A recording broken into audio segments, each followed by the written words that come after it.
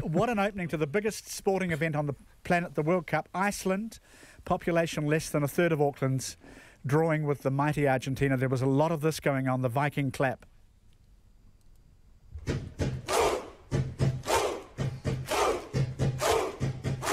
It's a very good clap. It sounds like the sped up start of We Will Rock You by Queen.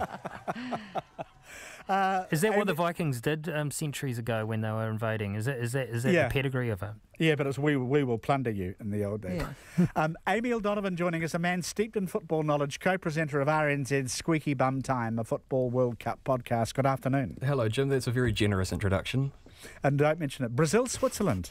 Now, the last time Brazil failed to win its first World Cup game was in 1978. What did you think of them? Well, they were a bit unlucky, really, Brazil. I mean, it was a 1-1 draw. They went ahead. They were unlucky for the equaliser, as it kind of looked like one of the Brazilians got a push in the back from a Swiss attacker in the corner kick that led to the goal. Okay. But, yeah, not a reassuring start for them. Robbed. I wouldn't necessarily say robbed. Germany versus Mexico. Now, defending champions losing first games, you'll know this, very seldom make it beyond the group stage. That's right.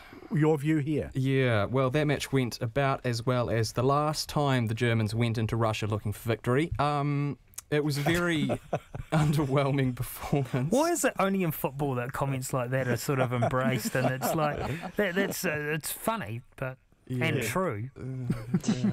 Only in football. Yes, don't mention the war. Anyway, it was a very, very, very, very underwhelming performance. Did they seem like a team who can recover and rally and slap sense into each other and actually win the World Cup or not? I think that there's still room for them to salvage something. I mean, it is only one game, and they have a pretty straightforward group. Germany, Mexico, Sweden and South Korea, I think, is that group. So, look, they should still make it out, and it actually wouldn't be a huge surprise for Mexico to drop points elsewhere. But they are very, it is a genuinely worrying sign for Germany, because this Mexican team is not all that. And this really is making a mockery of the poor sods who picked Germany as the clear favourite. Yes, and there are many. Lozano's goal for Mexico set off such a commotion that seismic detectors in Mexico City registered a false earthquake. That is amazing, isn't it? That's fantastic, yes. Love of football. That's South America, well, Central America rather for you, isn't it? Surely you can never write Mexico off, though. Mexico, they're pretty handy with football. I mean, the current team might be slightly weak, but, I mean, it's Mexico. Yeah, I mean, they occupy a strange kind of, they've produced great players in the past. They've got some good players in the team at the moment. But, I mean, you certainly Are they the expect French of the soccer world? I'd say they're more like, I was thinking about this actually, more like maybe Wales. Well, maybe like Argentina in the sense that good isolated players, rarely having a good complete team though. Okay. But always capable of an upset. Hand of God, that was Maradona, he was Mexico, wasn't it? He was Argentina. Oh, Jesus. I have to ask you... He tried. I'm going to shut up. I'm not going to say anything else. I have to ask you a lot more tomorrow. But the coach of Brazil has opted not to have a constant captain. 20 games, 16 players. Do you think he might rethink this now? He might. He's an unconventional coach, Tite, the coach of Brazil. But Thiago Silva would be an obvious option for that role, and it is handy having a good leader in the World Cup. Tons to return to the topic on tomorrow. Thank you very much, Amy. Chris Gallivan, Jenny Morgan. Thanks, team. Thanks for being on the panel. That's us back tomorrow. Thanks, everybody.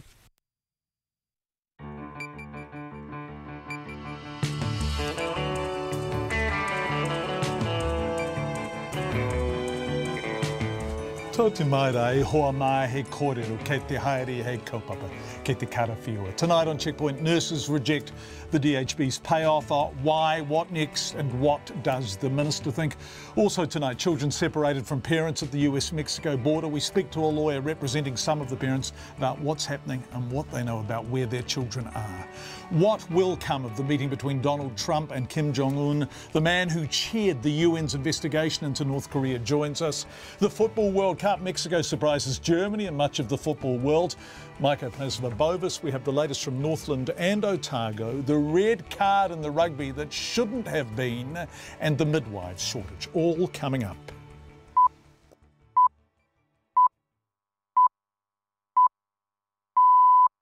RNZ News at 5. Kia ora, good afternoon. Ko Katrina Bat in aho. The Health Minister says the deal nurses have turned down today is the final offer from this government. Strike action is now likely after unions acted on behalf of nurses and midwives rejected an improved pay offer from district health boards. It included a 9% pay increase to be rolled out over the next 15 months, with some nurses eligible for increases of 15%. David Clark says it's the largest offer to nurses and midwives since their historic pay jolt 14 years ago under the last Labour-led government.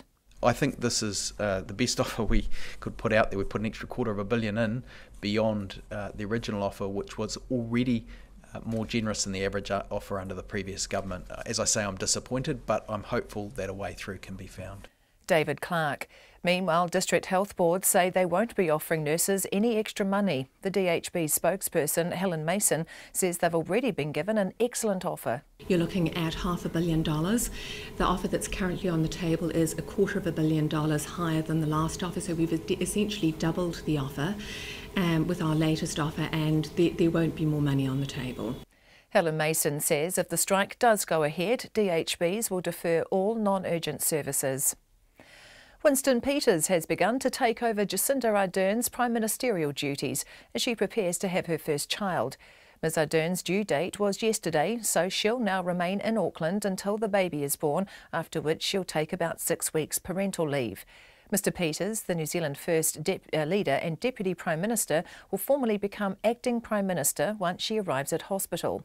He says there are at least 5 ways he could find out when the time comes. One of the media people rings me and says it's happening, as they already have, and I've told them they're wrong. Oh, I get a phone call from the Prime Minister, that's number 2. Number 3 is a text. Number 4, my Chief of Staff tells me. Or number 5, her Chief of Staff tells me. Maybe there's 10 variations, but I'm giving you the 5. Is that adequate for you? Winston Peters chaired Cabinet this morning and says he's spoken to Ms Ardern twice today on various matters. 3 people, including a 9-year-old girl, have been confirmed dead and more than 200 have been injured after an earthquake struck Japan's second largest city. The 6.1 magnitude quake hit near Osaka, 400 kilometres west of the capital Tokyo. The ABC's Jack Sturmer has more. The earthquake struck Osaka during the morning commute, and because of its shallow epicentre, it's believed to have caused high-intensity tremors. The 9-year-old girl who died was trapped by a damaged wall in a swimming pool facility in the city of Takatsuki. More than 170,000 homes are without power, but no abnormalities have been reported at the region's nuclear power plants, and no tsunami warning has been issued. Jake Sturmer in Tokyo.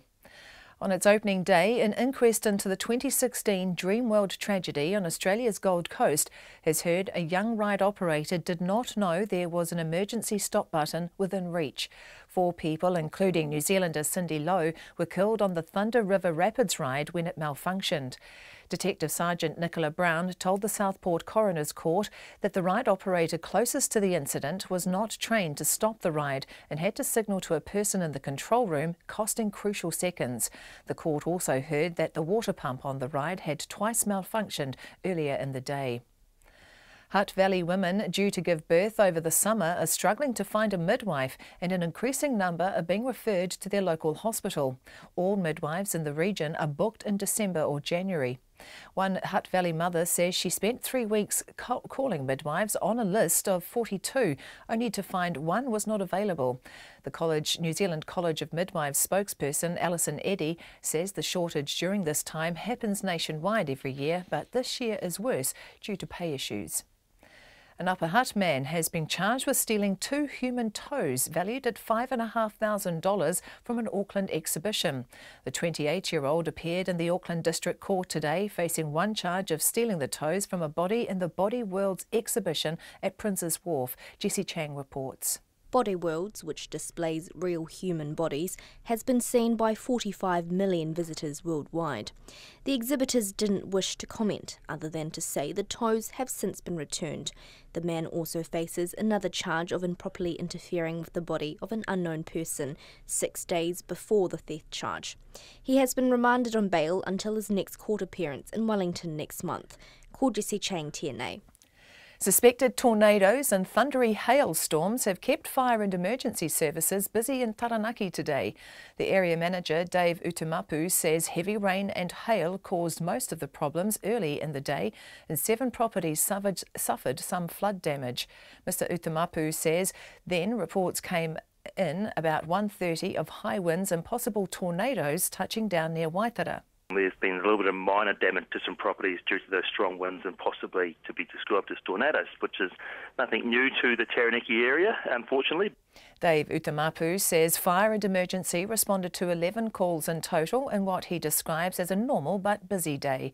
A Met Service heavy rain warning is in place for Taranaki until 11 o'clock tonight. It's 5 minutes past 5. Sport, the All Blacks outside back Ben Smith says the controversy around the red card in their second test win over France has increased their focus on being smart when contesting high kicks.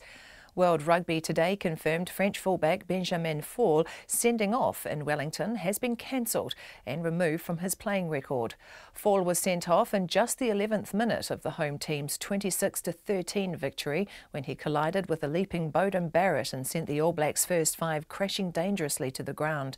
But World Rugby say an independent judicial committee has decided to dismiss the red card.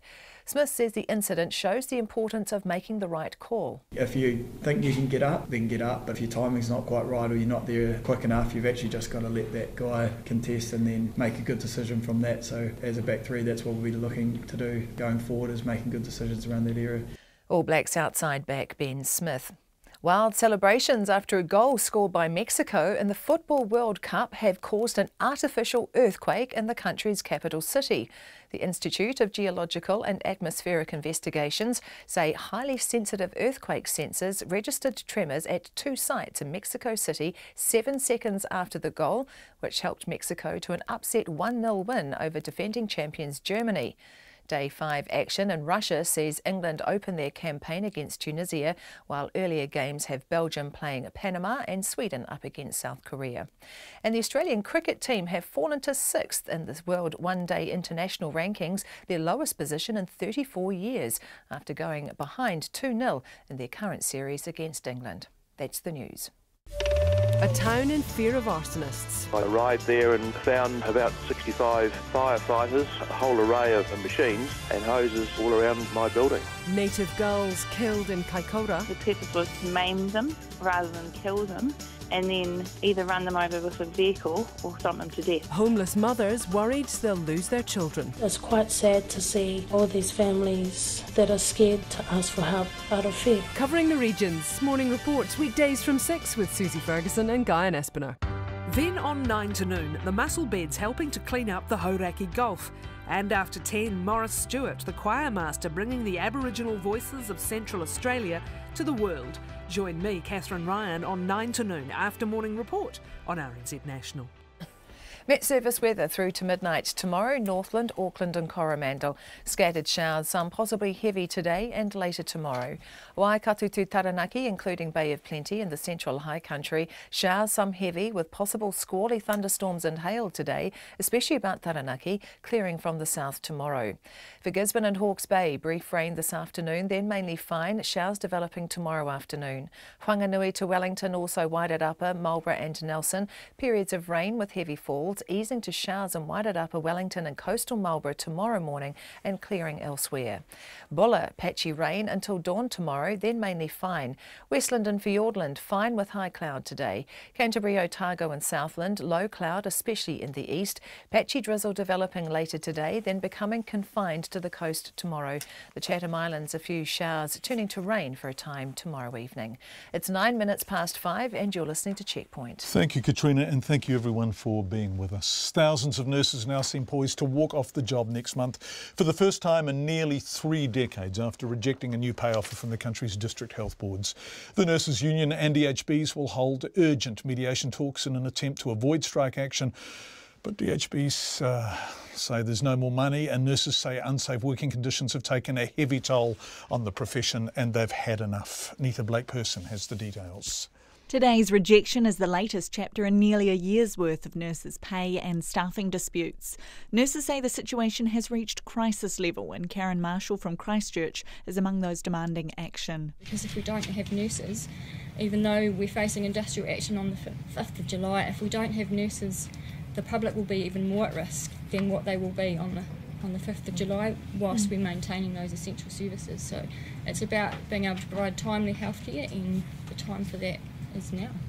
The DHB's latest offer included pay increases of between 9 and 15% to be rolled out over 15 to 18 months. It's nearly double the previous offer from DHB's in February and was worth more than $500 million. But Nurses Union spokeswoman C. Payne says the benefits aren't spread across all the union's 29,000 members. Clearly, as we've said, there are variances in what this offer delivers across our membership. There are large parts of our membership that will not be receiving the 15.9, as we've calculated, percentage that a registered nurse on Step 5 might achieve through the settlement. C. Payne says the union is now consulting with members about what their specific concerns are. That's got a 3-day turnaround. We know that members will engage in that process with us. We'll be analysing all of that data. We hope to be in a much stronger position to be able to be clear about what will settle this dispute. The survey received 2,500 responses in the first hour. But time is running out for mediation talks. The union will have to have the feedback collated this week to present to DHBs by Monday. A spokesperson for the DHBs, Helen Mason, says they will do everything they can to avoid strike action, but there's no more money available for negotiations. It's a very good offer. It's actually an excellent offer. You're looking at $500 million. The offer that's currently on the table is $250 million higher than the last offer, so we've essentially doubled the offer with our latest offer, and there won't be more money on the table. But Karen Marshall says nurses, regardless of their level of experience, don't feel the same way. This offer was most attractive to the senior registered nursing group that have done more than 5 years of nursing, and they've rejected the offer. So you can see that it's not a solo effort. It is across everyone that have decided to take this action. So that's something. It's been nearly 30 years since nurses took strike action, and if they do walk off the job next month, non-urgent surgeries and outpatient clinics are likely to be postponed. Helen Mason says DHBs are putting contingency plans in place, but essential services will continue and patient safety remains paramount. We're likely to receive strike notice on the 20th of June, and DHBs are very well prepared to be advising patients and to be advising people who will be impacted as to any deferment of or any delay to the treatment. The two proposed 24-hour strikes are scheduled to take place on the 5th and 12th of July. Mō te hōtaka o te atanei, ko Nita Blakeperson, aho. Thanks, Nita. Joining us now live from our Parliament office in Wellington is the Health Minister, David Clark. Thanks for being with us, Minister. We really appreciate it. Good evening, John. What's your take on this? Oh, look, it is really disappointing. This is the largest offer to nurses in over a decade. You heard in that package $500 million. The first offer that was put forward, that was supported by the nurses organisation, was higher than the average offer under the previous government. We've since come up with some more money from central government to support the DHBs and doubled that offer, and it's been rejected again by the nurses. I am slightly encouraged that both the nurses organisation and the DHB are publicly saying that they will do everything they can to avoid strike action, facilitation or mediation, but it's a struggle to know exactly what would turn that around, and at this point I think the DHB will be all ears to hear if there's a different way that package can be structured to meet nurses' needs. You referred to the previous government. That you wouldn't regard that as much of a benchmark. You've spent many nights on Checkpoint over the past couple of years telling us the previous government has bled that sector dry. Now, Michael Woodhouse has issued a statement saying you promised the world. Did nurses have a reasonable expectation that this government would be more generous than the last? I think 9 years of underfunding have built up a case for nurses being paid better. Nobody would deny that. And doubling what was already better than the average offer under the previous government goes some way towards that. Of course, we're going to have to phase things. We've committed to being a fiscally responsible government that actually prepares for external shocks and natural events like earthquakes or M. bovis. So our hands are tied to that extent. We have put everything in that we can put in, and we have to look if there's another way through this or a different way the nurses would like to carve up that settlement. Although we do want to take seriously those patient safety concerns and make sure that we are increasing the numbers in the workforce. We've committed to keeping that regardless, because we think we need to make sure that nursing organisations are better staffed overall. You're talking about the nurses, and we've been speaking to them today, and we're going to play you a 50-second grab from one of them now, a woman called Sally Ikavuka, who has been a nurse for about 3 or 4 years. Now, for her, it's not just the money. It's being overworked, it's pressure on the wards, it's staff shortages. I asked her it's a quick grab, but I think she kind of sums it up in a nutshell. This is her typical working day. So a working day consists of coming to the ward and actually seeing if we're fully staffed, which is every shift of every day is not happening. We're always short. We're always asking nurses to pick up extra shifts. We give our 150% to care for the loved ones of New Zealand, and we're staying overtime, not getting paid for the overtime that we're spending.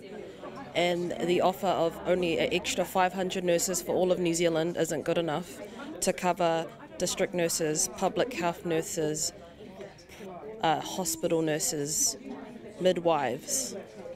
We're losing so many nurses overseas, it's ridiculous. And we're losing qualified nurses who could be teaching the next generation of nurses. But they're going overseas because they can't afford to live in New Zealand. So, Minister, there is a sense that money is part of it, but that they are exhausted, up against it, under-resourced and leaving when they can. John, you will have heard lots of stories like that, and as have I in opposition. I think that's absolutely real. I heard plenty of stories of nurses running, all the time on wards, from patients who say the nurse was running literally the whole time on shift. And that's why we have committed to that extra staffing, 2% of the workforce increase, an extra 500 nurses, and we're committed to doing that anyway. We've decided that care and safety concern needs to be heard regardless of what the settlement is. Of course, we'd always like to give more, and we'd like to value nurses more. The reality is that every New Zealander knows that nurses work incredibly hard, and that they are people deserving of increases. The negotiation, obviously at this stage between the DHB and the nurses, has not succeeded, but we are open to looking if there are different ways of putting that package together to make sure that the nurses organisation as a whole is happy with it. There does seem to be good faith bargaining on both sides, and clearly the DHBs and the nurses are both saying we do not want to strike. Do you think that kind of industrial action can be avoided now? Well, look, I remain hopeful, and I have to say, even in the eventuality of strike action, I've been really impressed by the reports I've had of the constructive way that the nurses and the DHBs are working together on contingency planning, on ensuring that life-preserving services are in place, and so on. So the good faith you describe is very real. Everybody, I guess, who works in the health system is concerned for the people they serve, for the public patient, and I want to congratulate them on continuing to be constructive, even in what is a very difficult situation. Thanks, Minister. We really appreciate you joining us. Just before you go, we spoke to you an enormous amount about Jonathan Coleman and the relationship between the Minister, the Ministry and DHBs. And I just want to briefly ask you about Robin Rabindran, who was the chair of the Counties Manukau DHB and who's been on checkpoint now.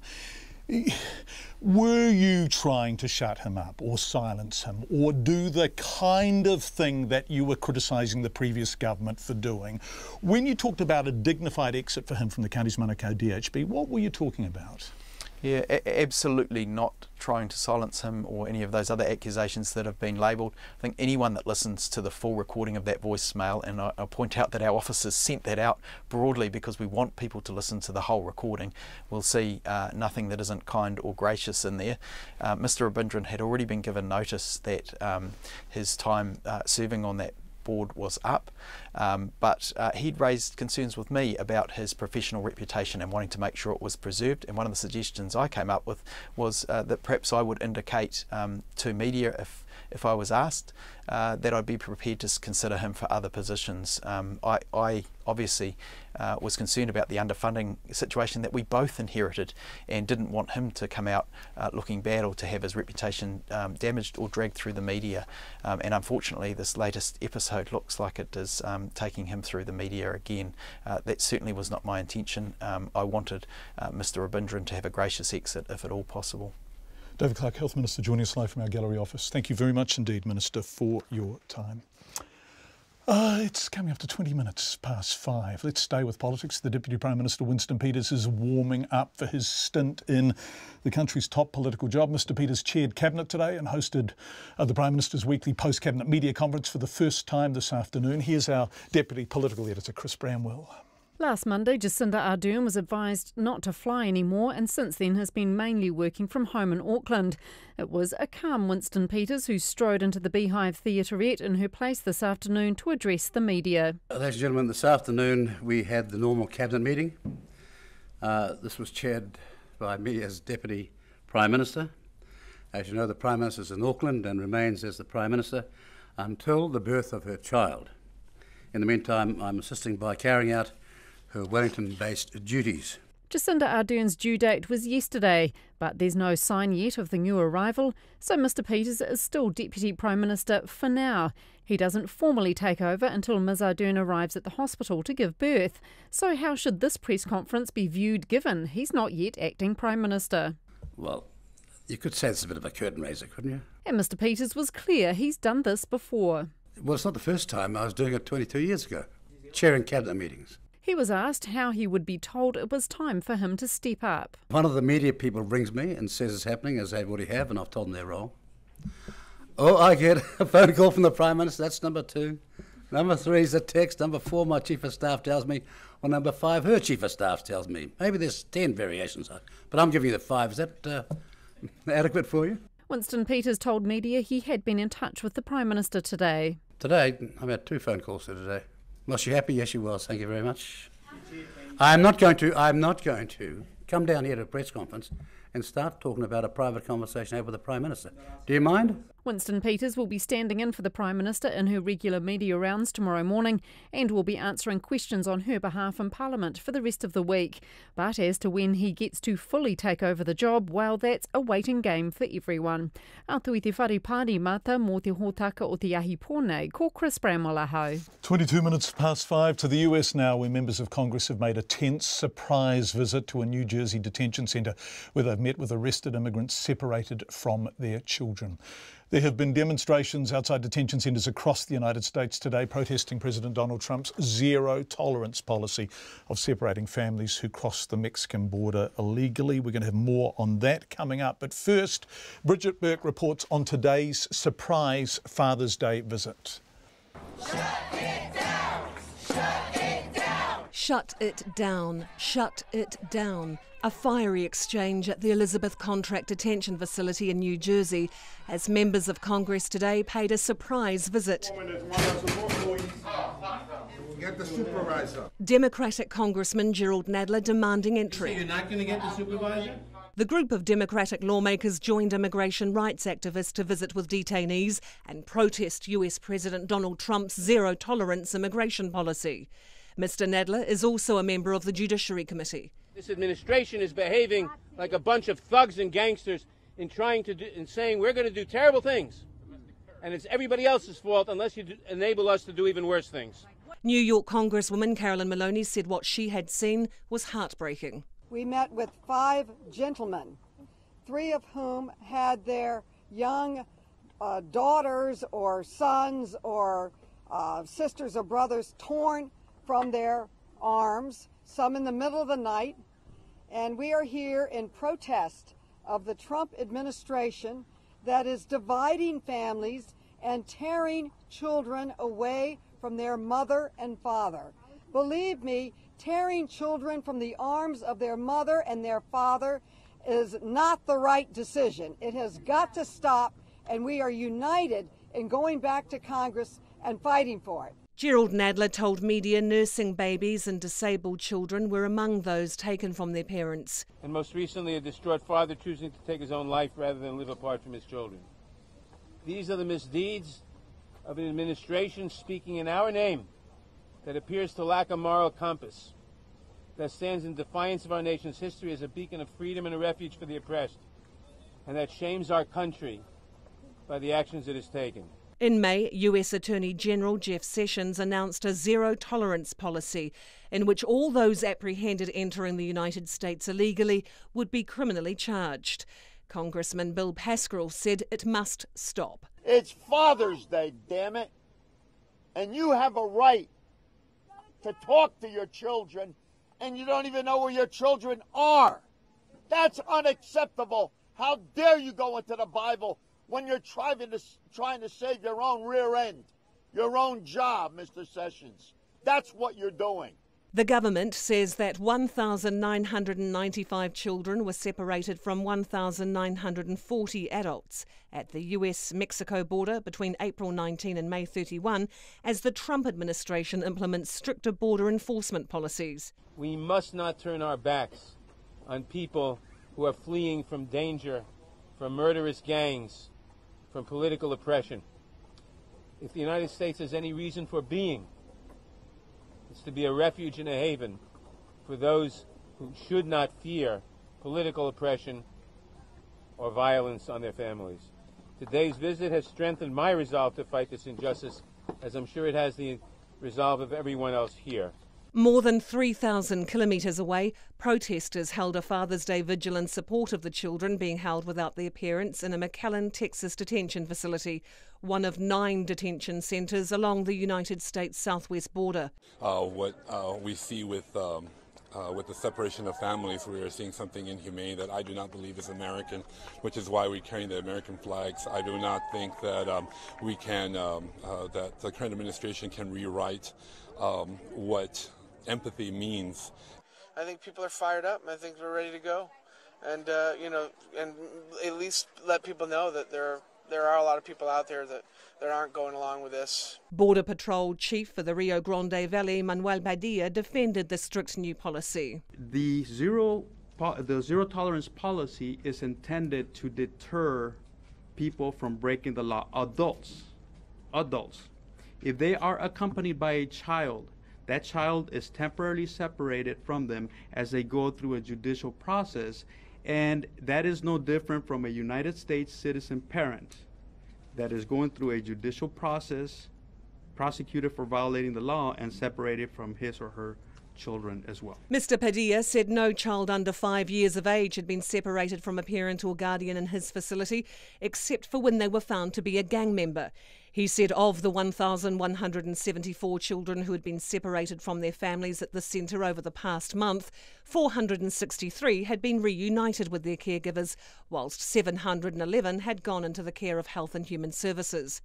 White House advisor Kellyanne Conway defended the policy. Nobody likes seeing babies ripped from their mother's arms, from their mother's wombs, frankly. But we have to make sure that DHS's laws are understood through the soundbite culture that we live in. There are 3 circumstances by which DHS evaluates a child at the border. One is, does this child actually have a custodial or familiar relationship with the adult?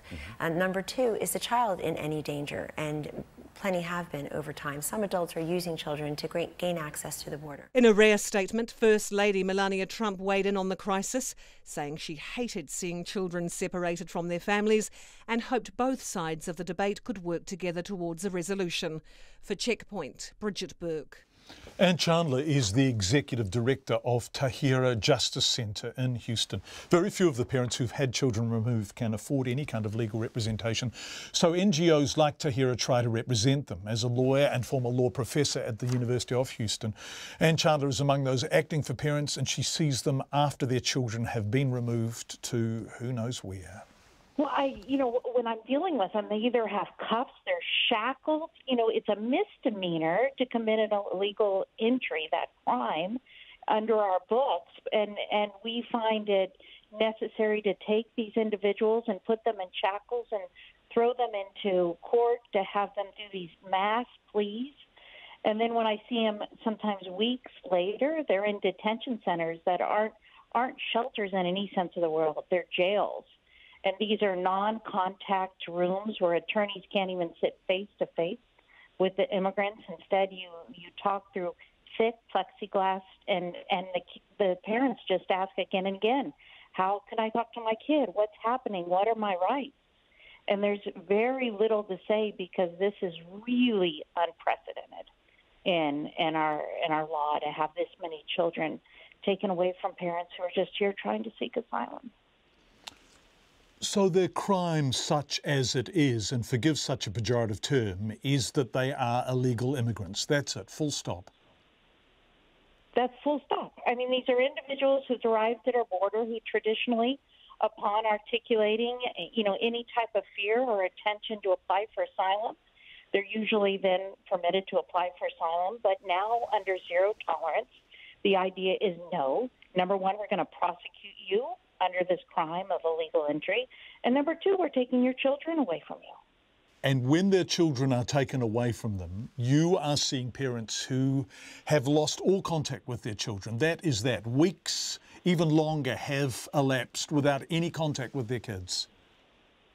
That's right. That's right. They were given phone numbers, and most of the individuals, when you look at this phone number in their hands, it's to a number that they can't actually dial from their detention centers.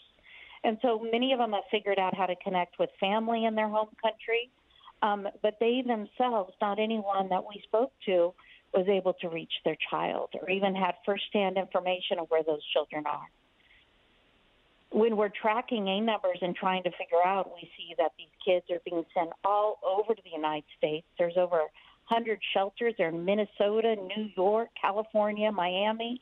Likewise, a parent is moved all over to the U.S., sometimes in states, 3,000 or plus miles away. And what sort of state are the parents in? So they have been detained, they are in these centres, they are shackled, they are cuffed, they can't even sit in a room with their lawyers, and their children are somewhere else in the United States and they may not even know where that is. That's absolutely correct. That pretty much, describes the state of affairs. And, we've tracked just kind of since mid-April up to 2,000 children that are taken away from their parents. And, the parents, on the other hand, it's not like anybody in this system gets a free attorney or a free help. They're put under a process called expedited removal, where the general concept here is that you're expeditedly removed. And unless you are effective in explaining that you're terrified to go home to the gang or to the husband that's beating you, you don't get much of a process at all. And if you are successful in accurately articulating a credible fear of persecution, the type of process you get is limited. And often, you get an interview with an asylum officer, but if you don't have the grounds that really fit what that asylum officer is looking like, you may never actually talk to have an attorney able to represent you on the full merits of your case. So many don't have much of a process and don't have much access to an attorney. What has to happen now to make something that is moderately decent in these facilities? I think every senator, every representative, every congregation, every individual in the United States needs to say, no way. This cannot go on. This is not what America stands for. This is not what we're going to do to asylum seekers.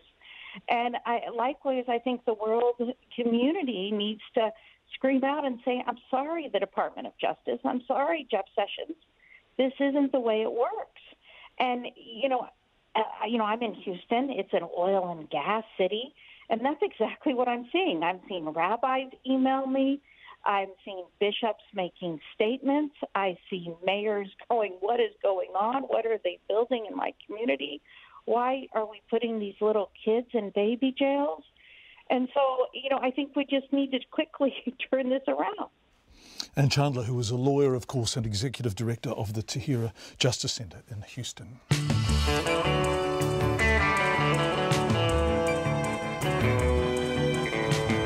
It's 20 26 to 6, you are with Checkpoint in RNZ. Thank you for being with us. Coming up, Mexico shocks Germany at the Football World Cup. 400 northern farmers attend a mycoplasma bovis meeting. The Black Ferns are officially professional. The red card that shouldn't have been. Trump and Kim, what does it all mean? And much more coming up before 6. You can text us 2101 with your feedback. Tweet us at Checkpoint RNZ. We're on Facebook, of course, and our email address hasn't changed. It's checkpoint@radionz.co.nz. Business next, but before it all, Katrina with the headlines. The Health Minister is adamant there'll be no more money for nurses. Strike action is now likely after unions acting on behalf of nurses and midwives rejected an improved pay offer from district health boards. The DHB's latest offer includes pay increases of up to 15% to be rolled out over 15 to 18 months. David Clark told Checkpoint the government has committed to an increased number of nurses, 2% of the workforce. He says he's impressed with the way nurses and the DHBs are working together, and he hopes a solution can be found to avoid industrial action. Winston Peters has started taking over prime ministerial duties as Jacinda Ardern prepares to have her first child. Ms Ardern's baby was due yesterday, so she'll now stay in Auckland until the baby's born. She'll then take about 6 weeks parental leave. The New Zealand First Leader and Deputy Prime Minister will formally become Acting Prime Minister once she arrives at hospital. He says there are at least 5 ways he could find out, including a call from the PM, texts from his Chief of Staff and calls from the media. An inquest into the Dreamworld ride, whose raft flipped, killing 4 people, including New Zealander Cindy Lowe, has heard there were several malfunctions before the fatal one on that day 2 years ago. A police sergeant told the coroner's report the Thunder River Rapids ride operator closest to the incident was not trained to stop the ride and had to signal to a person in the control room, costing crucial seconds. The court also heard that the water pump on the ride had twice malfunctioned earlier in the day. New Zealand College of Midwives says the shortage of midwives over the summer is not unusual, but it's worse this year because of pay issues. One Hutt Valley mother says she spent 3 weeks calling midwives on a list of 42, only to find not one was available in December and January. All midwives in the region are booked in December or January. Those are the headlines. Be back at 6. Which is not terribly far away, is it, No, Katrina? not No, really. Only 24 and a half minutes. Yes, thank you very much indeed. Let's go to business news now. And we're delighted to welcome back from his big OE, Matt Chatterton. It's lovely to have you with us, Matt. Welcome back. Bunnings being forced to pay back $11 million to employees in unpaid holiday pay. This is a big story. Yeah, it is, John, and thank you. Good to see you back too. Yes, $11 million is to be paid back to around 12,000 employees, Bunnings' former and current employees that owed holiday pay that Bunnings miscalculated because of the Convoluted Holiday Act. They say that they will pay as many as they can, or try and pay all of them. They'll also go to the former employees, but they'll use their last known numbers that they have of those employees to get them their money. You may remember that the same issue happened in 2016 to several government departments and some private businesses. Obviously last month Ian Lees-Galloway announced that they were doing a review into the Holiday Act. I spoke to Business New Zealand today, who says they expect there will be more businesses come forward that will have to pay out because of this issue. So this isn't the end of the story. Yeah, it sure isn't. The service sector had a good month in May, Matt. Yes, it did. May figures for the Performance of Services Index were released today. It was up almost a point on April to 57.3. That was driven by new orders, according to the sector.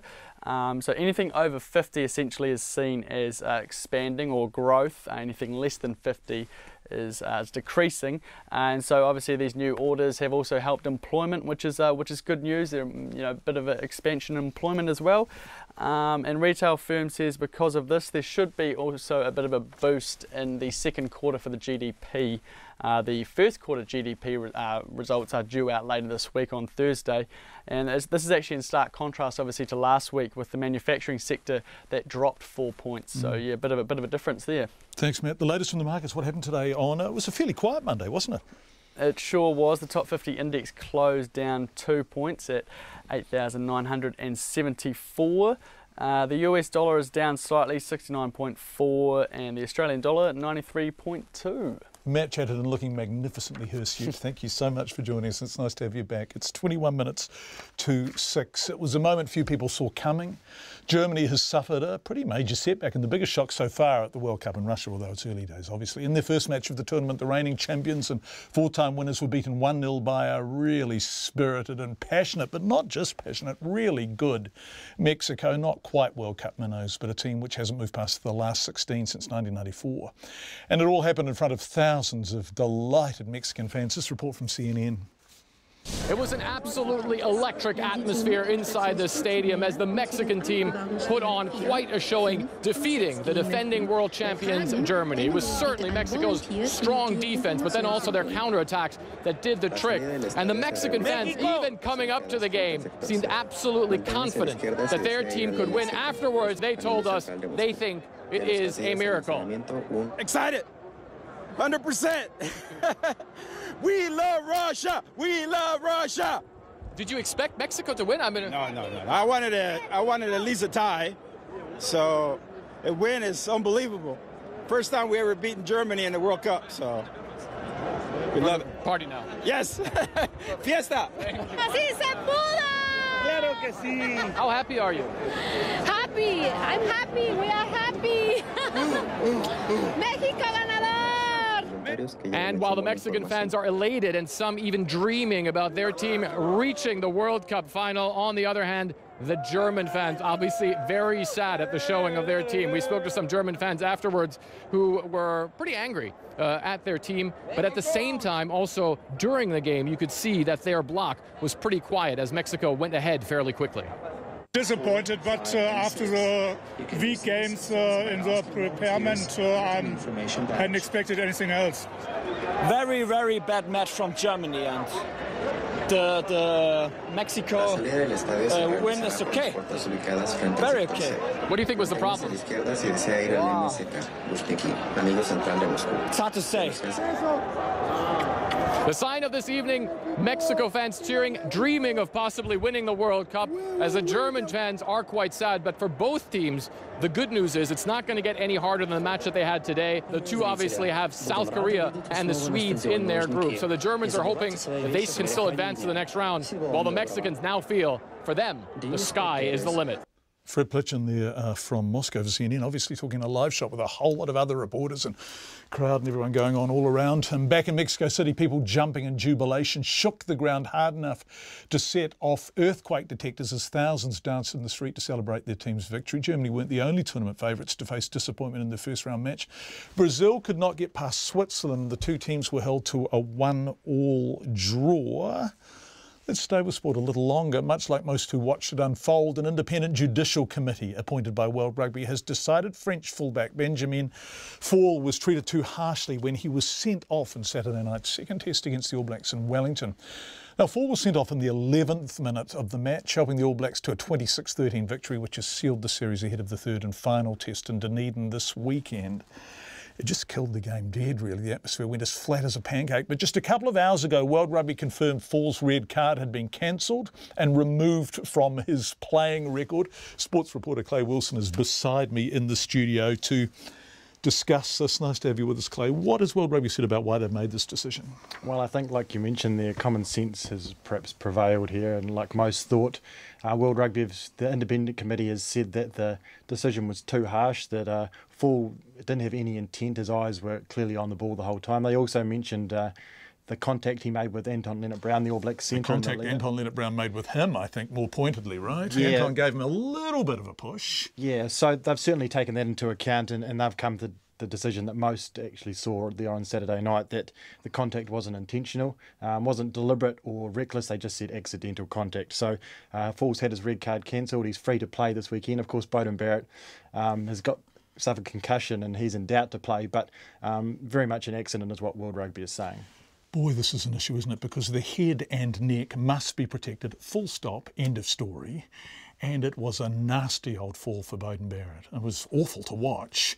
But Benjamin Fall didn't do it deliberately. So what's World Rugby saying about Angus Gardner, the referee, and what he did, the decision he made on the night?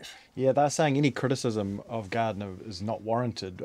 Obviously, he did come in for a lot of criticism, but basically, I think a lot of people really believe that he was just refereeing to the law, and that perhaps it's the law that needs to come in for a bit of revision. And the here. law's really clear, isn't it? Yeah. If you impact or threaten the head or neck, see it. There's obviously an increasing focus on head injuries, concussion, and high tackles, and high going for high balls, these things of these natures. So that they've basically said any sort of criticism of Gardner isn't warranted. They have multiple angles. They can watch 1,000 times. He makes a decision within the space of a couple of minutes based on 1 or 2 replays he sees on a big screen. So they're saying, although he got the decision wrong, they acknowledge that he shouldn't really come in for any criticism from their point of view. Yeah, it was a funny old game, and it got even funnier when Fall went off after, 11 or 12 minutes.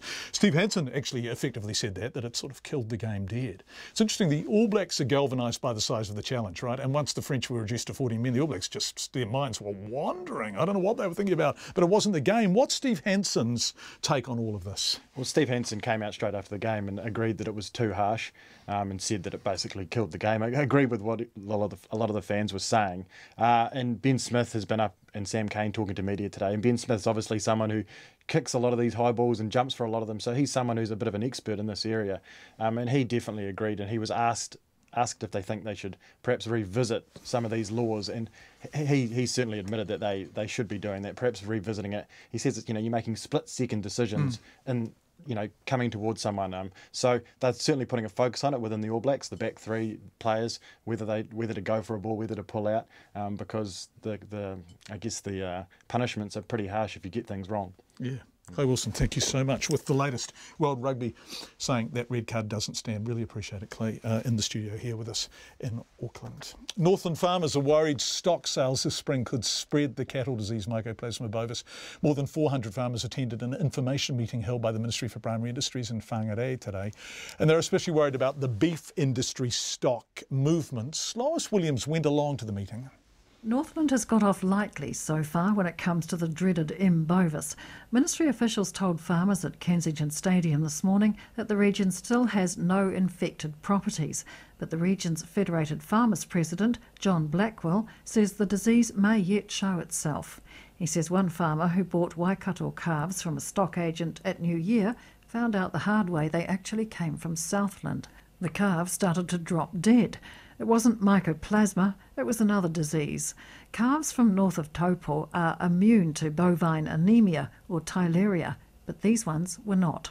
When the calves started dropping dead from tularemia, they then had to ask the stock agent what's the problem, and then they found out they came from some fairly hot areas in Southland, and that led them to the likes of maybe they've brought in mycoplasma as well, because they've come from South Island. So those are sort of issues that are facing us now. So I don't believe the dairy industry in Northland has any problems as such. It's more to do with the beef industry and beef calves coming onto beef blocks. John Blackwell says he believes the livestock industry should be subject to the same sort of code of conduct as the real estate industry.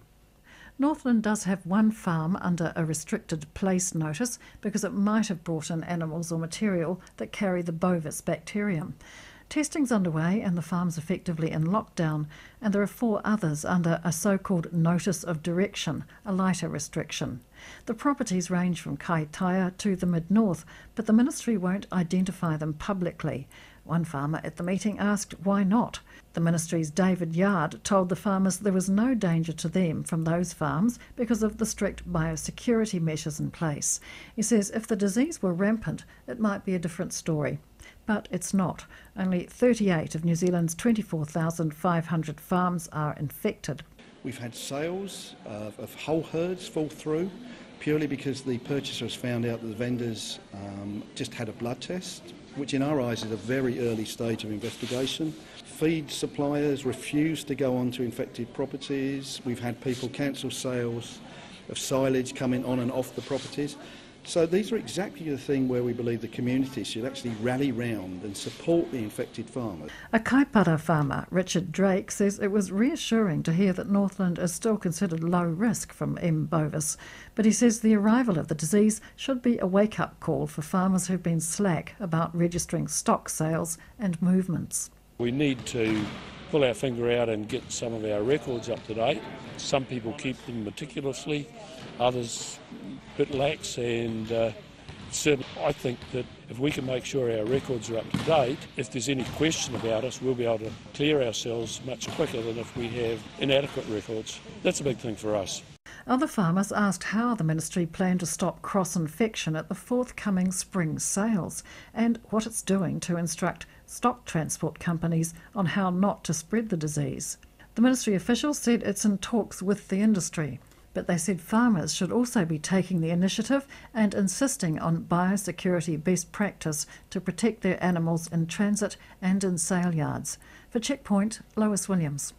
It's coming up to 10 minutes to 6. It's a week tomorrow since Donald Trump and Kim Jong-un met in Singapore to achieve, well, who knows what. What's not in dispute is that they did meet. Everything else really is interpretation. Did President Trump legitimise a dictator? In a way, the president himself says, yes, I quote, I went there, I gave him credibility.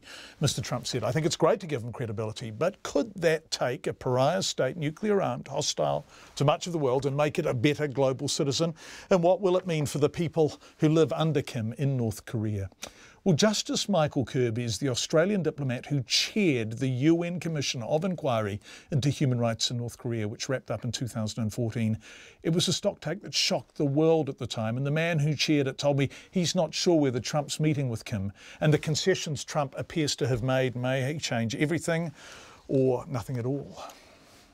Well, that's why I'm torn between, on the one hand, a belief that the United States has given away what was its previous very clear and repeated requirement for any meeting between the American leader and the leader of North Korea, namely that they should agree to complete and verifiable and irreversible destruction of their nuclear weapons before they'd even get the meeting.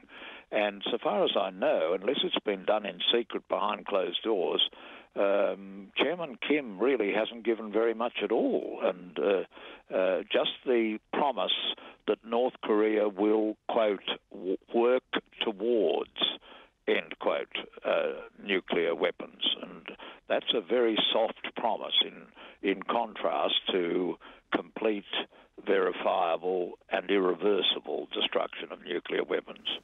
So previously, nuclear disarmament was a requirement for a meeting to take place. Now it's a promise, whatever that's worth, after the meeting has taken place. But then you quote Winston Churchill, jaw is better than war.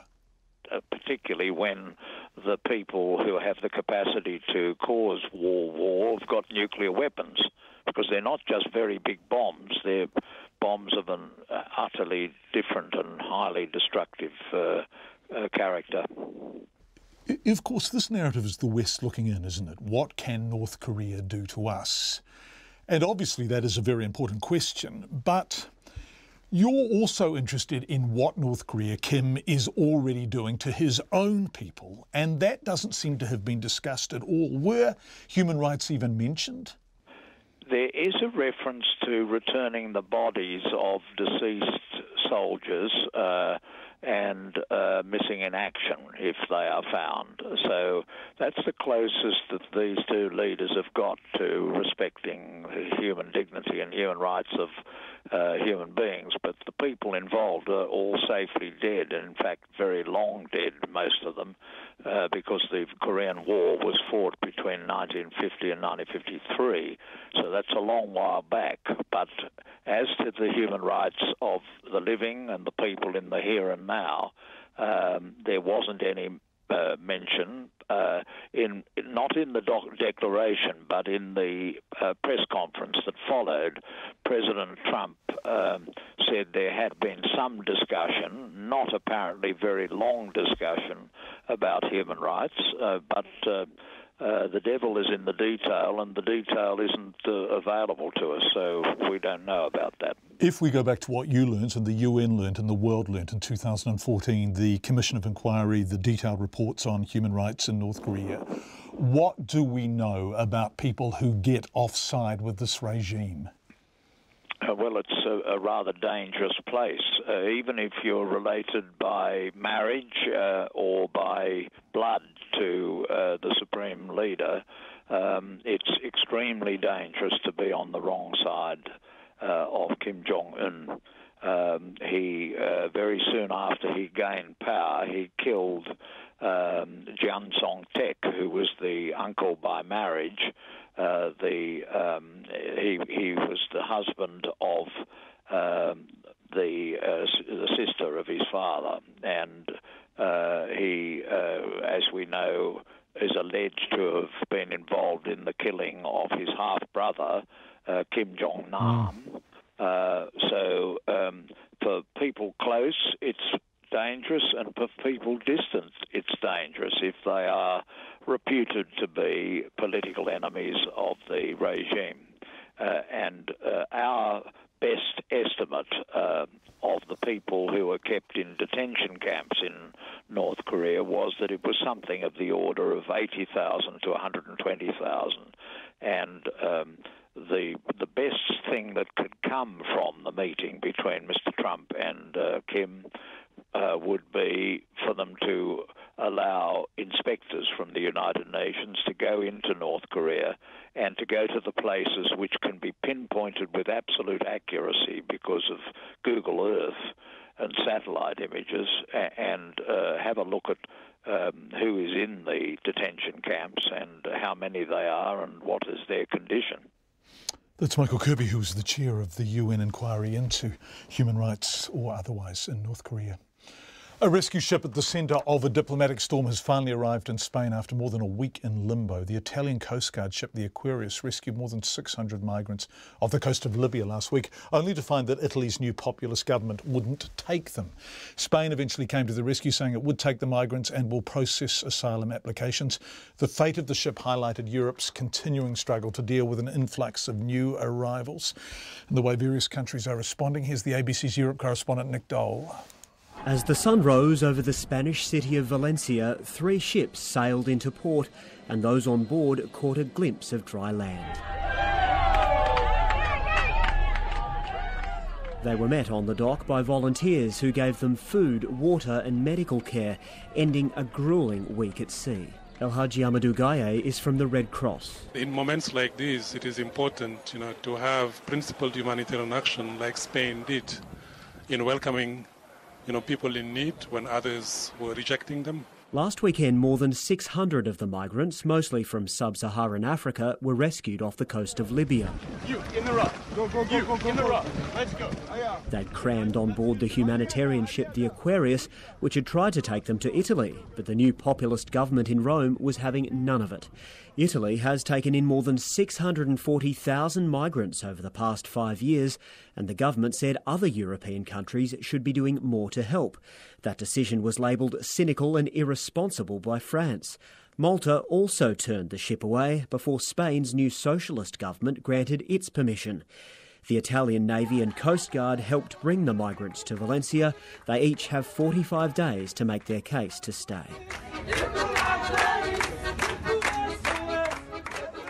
Médecins Sans Frontières says many on board have fled violence and mistreatment. It says one woman left Sierra Leone to protect her daughters from circumcision.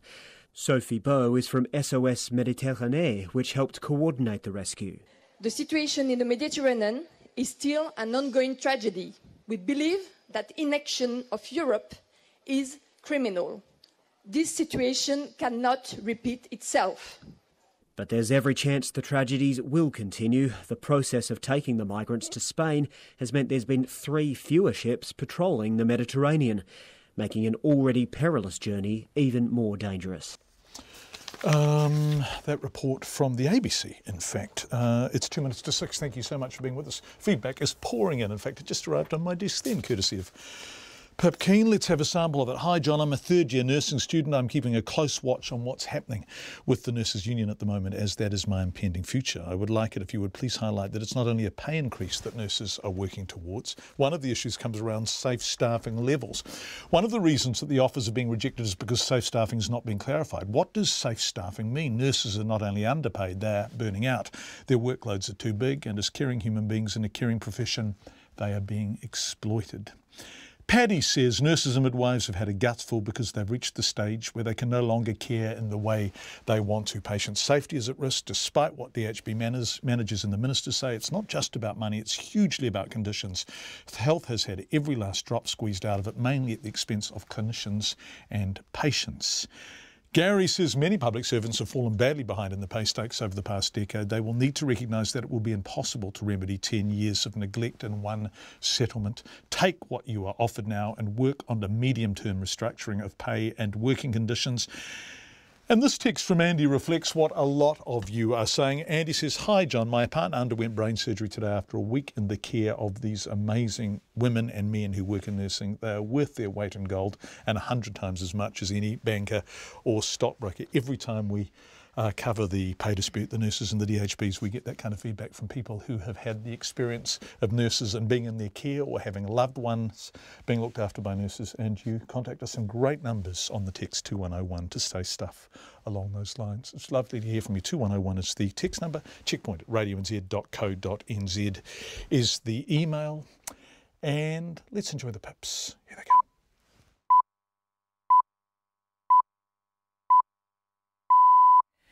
RNZ News at 6. Ngā mihi o te pō. Good evening, ko Katrina Batten, aho. The government says there's no more money in the kitty for nurses, but what's available could be reorganised. Thousands of nurses will go on strike next month after they voted not to accept an updated $500 million pay offer from district health boards. The Nurses Union says the offer has been strongly rejected by its members, who say they do not trust their work environment or patient care will improve in the short term. The Health Minister David Clark told Checkpoint the government has committed to funding 500 extra nurses regardless of how the settlement turns out. We'd always like to give more and we'd like to value nurses more. The reality is that every New Zealander knows that nurses work incredibly hard and that they are people deserving of increases. The negotiation, obviously at this stage between the DHB and the nurses, has not succeeded, but we're open to looking if there are different ways of putting that package together to make sure that the nurses organisation as a whole is happy with it. Health Minister David Clark. A Hutt Valley woman due to give birth in January has found that of 42 midwives, not one is available. The College of Midwives spokesperson Alison Eddy says there is usually a shortage in December and January when midwives take leave, but this year is worse due to pay issues. Ricky Medican-Steele says she tried for 3 weeks to get a midwife, but was eventually referred to a community midwife at the hospital. I was like, there are so many midwives on this list. It's going to be easy. And then, no, it's not. It's not that easy. I was near tears at one point, just because it felt kind of hopeless. I sort of had this mental image of like not being able to find a midwife at all, and that was just kind of scary. Expectant mother Ricky Medican-Steele, a spokesperson for Hutt Valley DHB, says they expect about 45 women to need a community midwife over the summer and are recruiting more midwives. Winston Peters has begun to take over Jacinda Ardern's prime ministerial duties as she prepares to have her first child. Ms Ardern's baby was due yesterday, so she'll now stay in Auckland until the baby is born, after which she'll take about 6 weeks parental leave. Mr Peters, the New Zealand First Leader and Deputy Prime Minister, will formally become Acting Prime Minister once she arrives at hospital.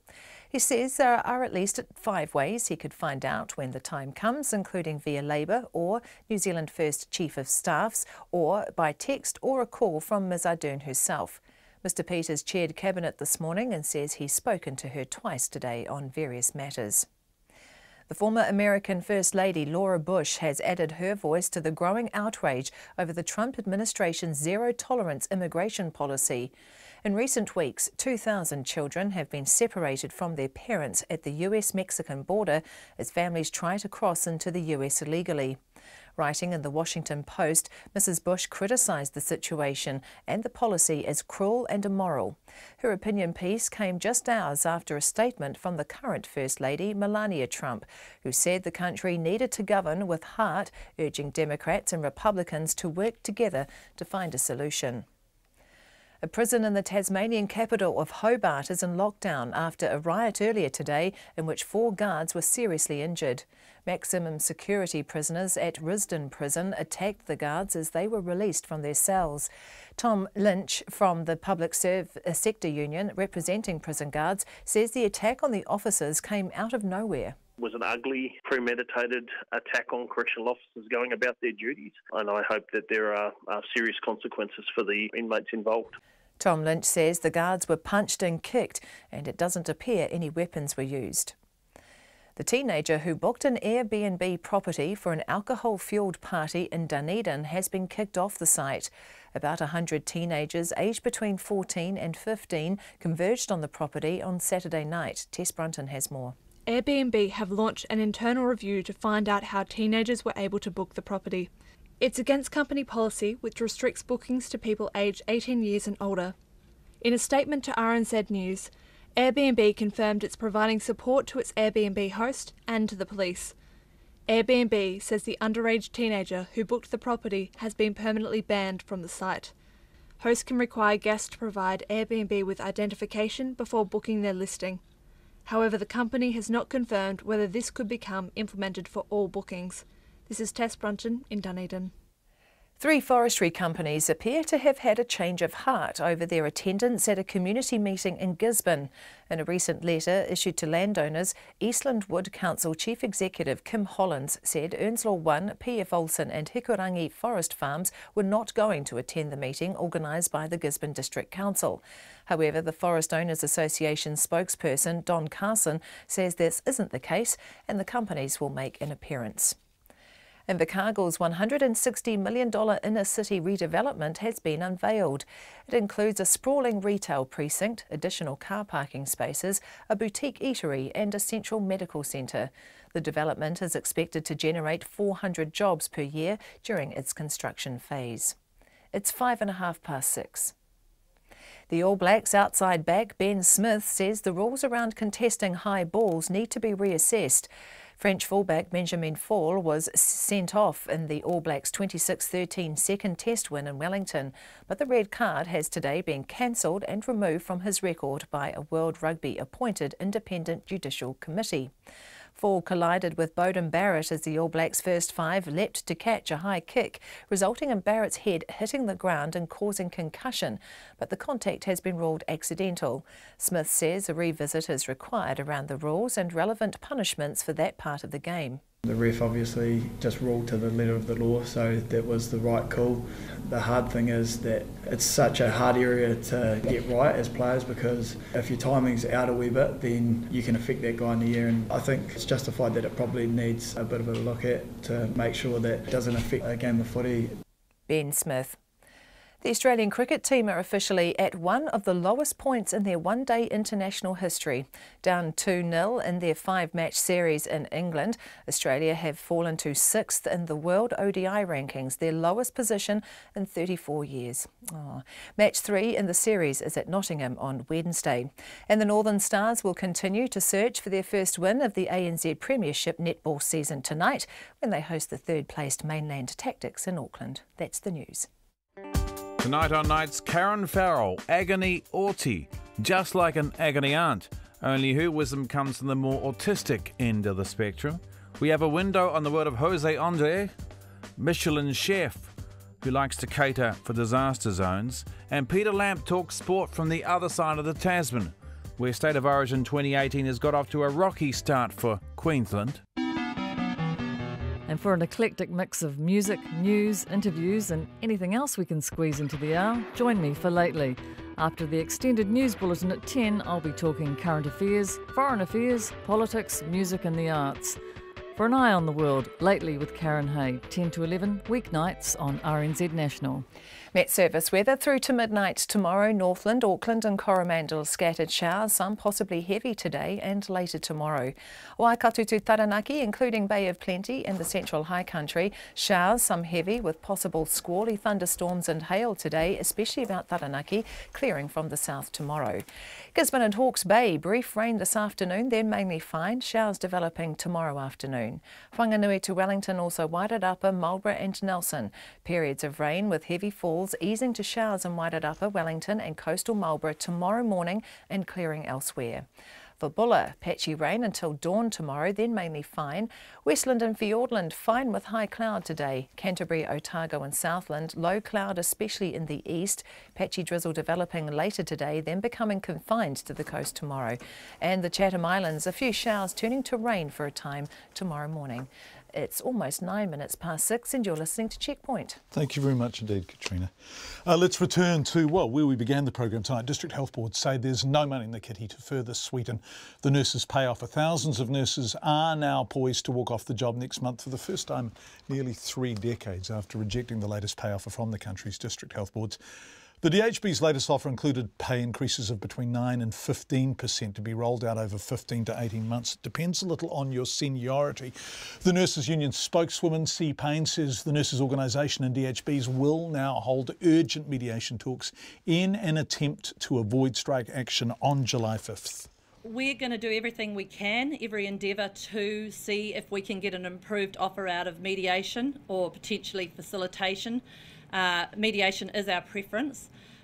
We have an ability, if we can have an improved offer that meets the satisfaction of our bargaining team, to be able to conduct an online ballot in front of the 5th of July. So we will be doing everything we can if that offer is forthcoming and we believe it meets the requirements of our members. C. Payne, well, the Minister, David Clark, joined us live on the programme about an hour ago and he said he would like to give nurses more, but his hands, the government's hands, are tied. I think 9 years of underfunding have built up a case for nurses being paid better. Nobody would deny that. And doubling what was already better than the average offer under the previous government goes some way towards that. Of course we're going to have to phase things. We've committed to being a fiscally responsible government that actually prepares for external shocks and natural events like earthquakes or M. bovis. So our hands are tied to that extent. We have put everything in that we can put in, and we have to look if there's another way through this or a different way the nurses would like to carve up that settlement. Of course, we'd always like to give more and we'd like to value nurses more. The reality is that every New Zealander knows that nurses work incredibly hard and that they are people deserving of increases. The negotiation, obviously at this stage between the DHB and the nurses, has not succeeded, but we're open to looking if there are different ways of putting that package together to make sure that the nurses organisation as a whole is happy with it. There does seem to be good faith bargaining on both sides, and clearly the DHBs and the nurses are both saying we do not want to strike. Do you think that kind of industrial action can be avoided now? Well, look, I remain hopeful, and I have to say, even in the eventuality of strike action, I've been really impressed by the reports I've had of the constructive way that the nurses and the DHBs are working together on contingency planning, on ensuring that life-preserving services are in place and so on. So the good faith you describe is very real. Everybody, I guess, who works in the health system is concerned for the people they serve, for the public patient, and I want to congratulate them on continuing to be constructive, even in what is a very difficult situation. David Clark, the Minister, talking to us earlier on the program. Even as we are playing David Clark, the texts are coming in. Hi John, I'm a registered nurse just heading home at 6 p.m, having started at 6:45 this morning. I've not had a lunch break or been to the loo all day. We desperately need better staffing ratios and to be paid for all the hours we work to provide safe care. There was no way I could have left at 3:15 this afternoon. Unrealistic expectations are placed on registered nurses every day. We get so much feedback from and about nurses every time we cover this story. Thank you all. It's 12 and a half minutes past 6. History has been made today As the Black Ferns took part in their first training camp as professionals. 28 New Zealand women's rugby contracts have already been signed, and players will also receive hosts of other benefits including medical and life insurance. But as Ravinda Hunia reports, there are still at least 2 more spots up for grabs. There's a skip in the step of the Black Ferns today, their first official day on the payroll as professional contracted players. The 28 contracted players, including halfback Kendra Coxedge, took to the field this morning at Auckland's East Coast Bays Rugby Club, alongside an additional 20 hopefuls from around the country, vying for the last 2 prized contracts with the team. There's been a lot more public recognition, and it's cool. And the more exposure we get, we've had Nancy, the World Cup, out and about over the last 6 months across New Zealand, getting out into schools. And we walk down the street now and we're getting noticed, so we have to be on our best behaviour at all times. Despite the welcomed boost to spirits and pockets, Coach Glenn Moore says the squad's focus is on playing Australia in August. On the same night, their male counterparts battled the Wallabies for the Bledisloe Cup. We talk in-house about there being 2 types of professionals. You can be a professional because you can get money, but you're also a professional in the way that you act and carry yourself, and that's the part that we focus on, and we've always focused on that. And you'll hear the experienced players talking in the groups and hear about, it's really about the jersey. And I don't think you'll ever see that change. From today, senior members of the Black Ferns squad can expect to earn between $30,000 and $45,000 a year. And the path to the Black Ferns legacy doesn't stop there. New Zealand have put in a bid to host the 2021 Rugby World Cup, something Silika Winiata says would be a real boost for the current world champions. Winning the World Cup is huge for us, but that was last year, and now we've got to move on. We're in a rebuilding phase, and we've got 4 years to make sure that we're hissing come that next World Cup. But again, to have it here on home soil would do it wonders. It's never been here before, so fingers crossed we can get it across the line. It proves the future of New Zealand women's rugby is bright, with veterans now competing for spots on the team, along with rising stars like teenager Grace Brooker from Oxford, who was thrilled to be named in the squad in May. So cool being able to play this time, being able to play alongside my heroes, letting them show me what's what, getting a few hard hits, but it's alright. I'm the young gun, I deserve it. Kendra Coxedge says as a senior member of the squad, it's her duty to ensure turning professional doesn't impact on a passion for the game. I believe we still do it for the love of the game, and that's exactly what it is. And I think with the culture that we've got on the Black Ferns, it'll stay that way. It's real important for the leadership group to drive that as well. There's a couple of us with me and Fee, and we've been in the team for a long time now, so it's kind of our job to kind of make sure that the girls are following what's been and what's gone through. And the girls that have gone before us, they've paved the way. What, Black Ferns, let me see your tootsie roll to the left. The Black Ferns' first professional training camp runs for 3 days. Mo te hōtaka o te pōnei, ko Ravinda Hunia aho. And if you're watching that through, the lovely pictures were shot by Nick Monroe. An Otago farmer who lost her farm after having to deal with a mystery illness has had it confirmed her calves did have mycoplasma bovis. Now, in 2016, Susan McEwen has suspected the reason she lost 600 of the 3,000 animals she was raising due to arthritis and pneumonia was due to M. bovis. But back then, she had no way whatsoever to prove it. Since then, she's learned from MPI that 95% of the now 2-year-old bulls sent from her farm to another that have been tested have been found to have been infected. Colin Young, whose Insight documentary featured Susan's story, asked her how she's been feeling now that her hunch has indeed been confirmed. Susan McEwen poured her heart and soul into her calf rearing operation for 5 years, but after losing an estimated $100,000 in 2016 due to the sheer number of calves that fell ill, she wound up having to sell it. She was kept on as a farm manager, but in May she was let go and is now making ends meet, taking cleaning jobs around Palmerston. But for somebody with a deep knowledge of calves and a passion for rearing them, the financial hit was nothing compared to the hit her reputation had taken. Losing so many calves left her doubting her own abilities. So news late last week that the high death rates were not down to anything she was doing wrong and were instead the fault of M. bovis was massive. I didn't know for sure until MPI rang me the day after the story went to air, and they confirmed it, so that was huge for me. She's been overwhelmed with the number of farmers who have been in touch with her since her story played on Checkpoint. The interview we did obviously went, I don't think viral is the word, but it's been posted everywhere over Facebook. And I've had a lot of messages from people all over the country, lots of friends and support, but also lots of farmers that I've never heard of, never met. Like all of the cattle that has tested positive for this disease, the calves from Susan's place originally came from the Southland farm belonging to Alphonse Stratton, a property that is thought to have had the disease since late 2015. When they left Susan's place in 2016, M. bovis had yet to be identified in New Zealand. And she feels bad that calves from her operation have ended up infecting another farmer's stock. She's keen to use her new profile to share her experience with others who are only now going through what she did 2 years ago. There were lots of basic things like calves that had ear infections from their tags, that when we removed tags and we treated with penicillin, they didn't get better. We had a huge amount of pink eye that year, ringworm that year, neck abscesses from vaccines, which I've never seen like it, and jaw abscesses that when we lanced them and we treated them, they still didn't get better. Mycoplasma bovis affects their immunity, so I believe all these things are because they're struggling to keep going. She says her case shows the disease is not just a problem for dairy farmers. It's caused a lot of heartache for beef farmers as well. Well, as much as I'm completely broken, it would be fair to say, being out of the calf rearing industry, I don't know if I would be wanting to rear large numbers of calves when this is just starting in New Zealand. I don't know how we can guarantee that you're getting calves from properties that aren't infected.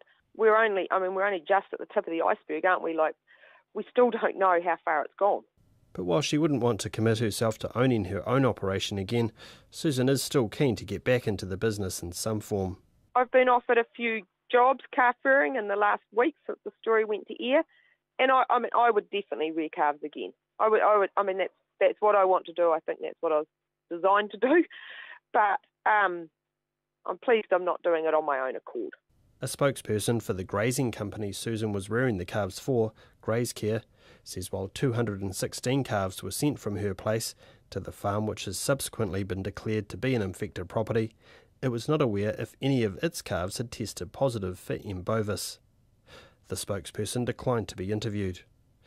As a part owner of the now 2-year-old bulls, Graze Care will be compensated by MPI once they are culled. But because she only owned the land they were grazed on, Susan will not receive a cent from MPI for her losses in 2016. MPI says it's not able to comment on individuals' cases. For Checkpoint, ko Konanyang Tēnei. 6:20, more feedback coming in on nurses. Mike says, John, it's not only money for nurses. Their shifts often do not allow them to use public transport. I guess early or late starts or finishes, right? But if they use their cars, the DHBs charge them for parking, or if they park off-site, they have risky walks to and from their cars in the dark. And Frank Muscosi, hi Frank, says, John, did I hear right? Nurses don't get paid if they work overtime. If this is true, then we've hit rock bottom. No more tax cuts ever until nurses and other essential workers are paid a decent salary. Frank, I think they get paid overtime if the overtime is agreed to and rostered on. But if the proverbial is hitting the fan and they just stay on because they simply can't leave because things are falling apart, I think that's when the situation of not being paid arises. But we will try and confirm that, Frank, because I know if I've got it wrong, you'll be in touch with me.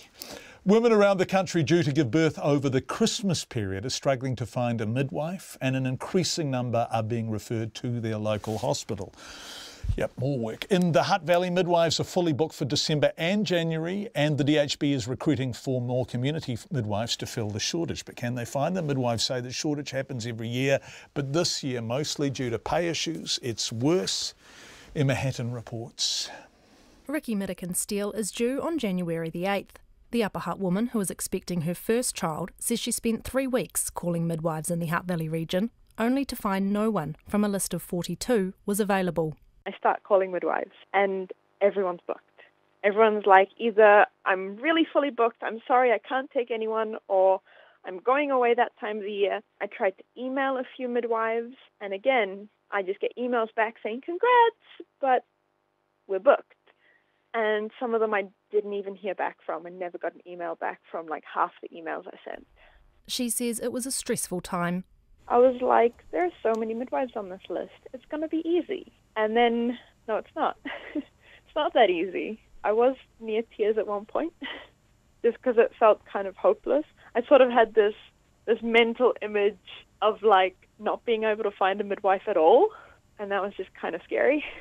Mrs. Midwife was eventually referred to Hutt Hospital and has been allocated a community midwife who, depending on rostering, may or may not be there to deliver the baby. A Hutt Valley midwife who doesn't want to be named says both her colleagues have decided to scale back this summer. One of my colleagues is choosing to reduce the number she's working over December, just to reduce the chances of actually spending stat holidays in delivery suite. And the other one's choosing actually not to book any December woman. As colleagues opt for a break, midwives who do work through the Christmas period end up busier than usual. But she says this year is worse. She was fully booked weeks ago. I have 7 women for each month, which is full, and it is above the college's recommendations of 4 to 6 women. So that's going to be quite hectic. I received an email for a January woman last night. Her husband followed up with a phone call this morning, and I've had to redirect them to the maternity services at Hutt Hospital. Alison Eddy from the College of Midwives says the Christmas shortage isn't new, but has got worse in recent years due to pay issues. Ms Eddy says it's difficult to quantify, but a significant number of women due over these 2 months won't have a midwife. She says it's a symptom of a failing system. As a group practice, they would often, arrange their schedule so that there was always sufficient cover for midwifery care over that period. But as the issues around the pay have become more long-standing, what we're seeing is midwives choosing to prioritise themselves and their families over that period of time. So that's, creating the shortage. Doctors are also noticing the shortage, as many pick up some of the slack. Medical Director for the Royal New Zealand College of GPs, Richard Medlicott, says many women due in December and January see their GP right up until the 12-week mark because they haven't been able to get a midwife. Would give them the initial information and they would go and find a midwife, and you might not see them for quite a while until they're showing up with their baby at the end of another 9 months. But at that time of year you might still be seeing them at the 12, 13-week mark and organising some tests which you wouldn't normally be organising. He says after the first trimester, most GPs refer the woman to a hospital if she doesn't have a midwife. Midwives were added to Immigration New Zealand's immediate skills shortage list in February in an attempt to address the issue. Ministry data shows since July last year, 25 visa applications have been approved where the person's occupation was stated as midwife. For Checkpoint, Emma Hatton. For the first time, the World Health Organization has officially recognised addiction to electronic games as a medical condition. It's included gaming disorder in the latest edition of its International Classification of Diseases and is preparing guidelines for diagnosing people who have developed problems. The gaming industry disputes the evidence behind the decision. The BBC's media correspondent Amol Ranjan reports from London. You could be fighting dragons, or you could be taking out a terrorist force. Anything you want to do, save a princess from become a blue hedgehog running at the speed of sound. It's crazy. From Angry Birds and Candy Crush to the latest craze, Fortnite, industry figures suggest over 37 million Britons have played an electronic game in the past 6 months. Whether on PCs, consoles or mobiles, digital technology has made games widely accessible and generally cheap. And for some, it's not just a form of entertainment, but a lucrative career. By building a vast following on social media platforms, some gamers can make millions of pounds annually. On sites such as Twitch, hundreds of gamers live stream their experience, often while talking live to their followers. I got some ideas in my head, I got some ideas. I don't want to talk It's a about digital universe largely beyond the view of many parents. But for some, gaming can become a distraction and an addiction. Australian Neil Robertson became snooker world champion in 2010, but away from the green cloth, he immersed himself in gaming. The thing is, you don't realise it's 12 or 14 hours, it just goes like boom, blink of an eye. I was heavily addicted, I've no doubt about that. I denied it for many, many years, saying that, oh yeah, I really need it when I travel away, it's so important, whereas I wasn't sort of really confronting the real issue itself. Now the World Health Organization has created a new classification. Gaming disorder for digital or video gaming now officially has 3 characteristics.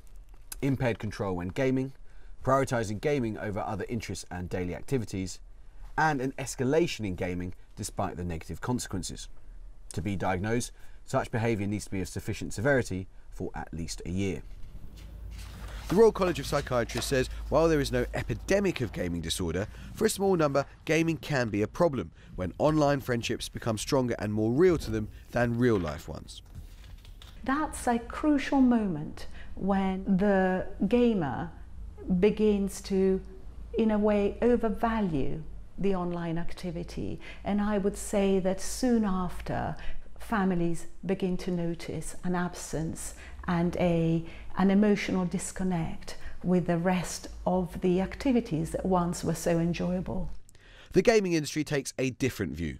Joe Twist, the CEO of the games trade body, said, "We're concerned to see gaming disorder still contained in the latest version of the WHO's ICD-11, despite significant opposition from the medical and scientific community.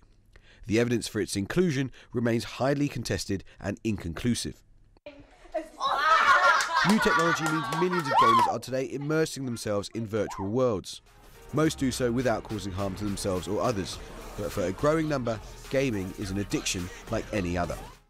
Amar Rajan with that report from the BBC. Just before we go, some more feedback about nurses, and in this case from a nurse. Hi John, short staffing, low pay, underpaid overtime. The public have been looked after by nurses' goodwill for at least a decade. Now the public needs to look after us. But a few people are asking why the industrial action is only happening now. Please ask why the nurses, teachers and civil servants have waited until now to strike. Someone else is amazing how all these mega claim strike threats coincide with the election of a Labour-led government. What is the reason for this?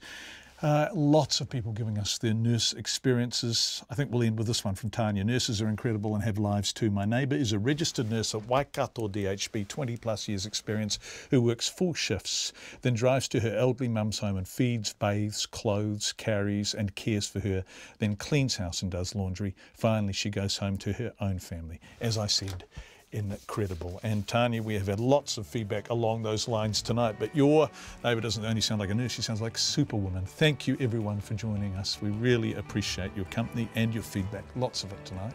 On behalf of the excellent, hard-working, highly professional and very well-dressed Checkpoint team, Kelvin, can we have a look at your jacket please? Kelvin is wearing his raincoat indoors. Go RNZ's air conditioning. Thank you for being with us tonight. We will be back tomorrow night at 5.